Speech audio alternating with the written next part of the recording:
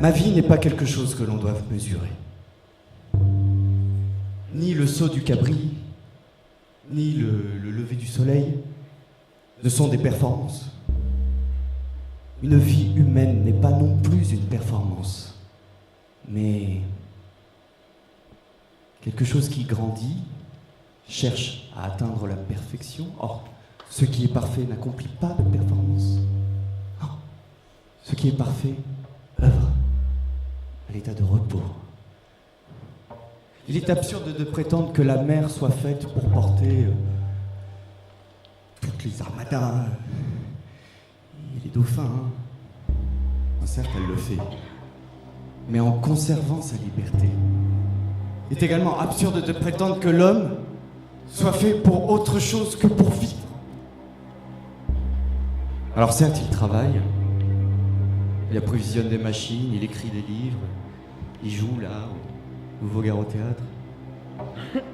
Mais il pourrait tout aussi bien faire autre chose. L'important est qu'il fasse ce qu'il fait en conservant sa liberté.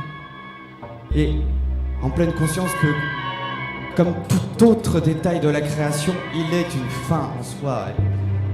Il repose en lui-même, comme une pierre sur le sable. Je peux même m'affranchir du pouvoir de la mort. Bon, il est vrai que je ne peux me libérer de l'idée que la mort marche sur mes talons et encore moins nier sa réalité. Mais je peux réduire à néant la menace qu'elle constitue sur moi en me dispensant d'accrocher ma vie à des points d'appui aussi précaires que la gloire et le temps. Par contre, il n'est pas dans mon pouvoir de rester perpétuellement tourné vers la mer. Le moment viendra où je devrai me retourner et faire face aux organisateurs de l'oppression dont je suis victime.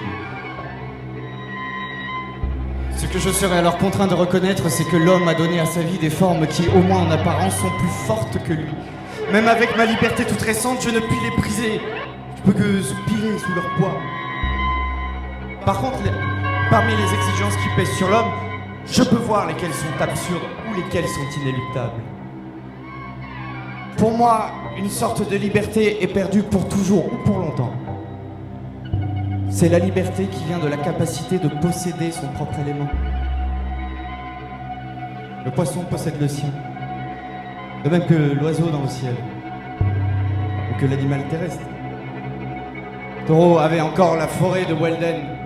Mais où est maintenant la forêt où l'être humain puisse prouver qu'il est capable de vivre en dehors des formes figées de la société?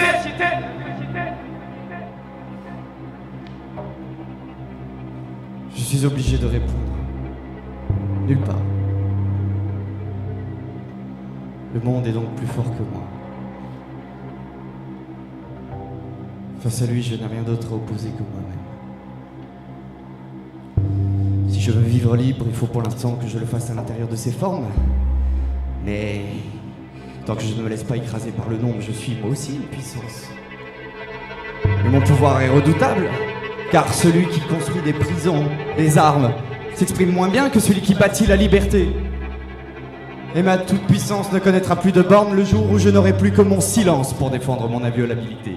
Car aucune hache ne peut avoir de prise sur le silence vivant. Telle est ma seule consolation.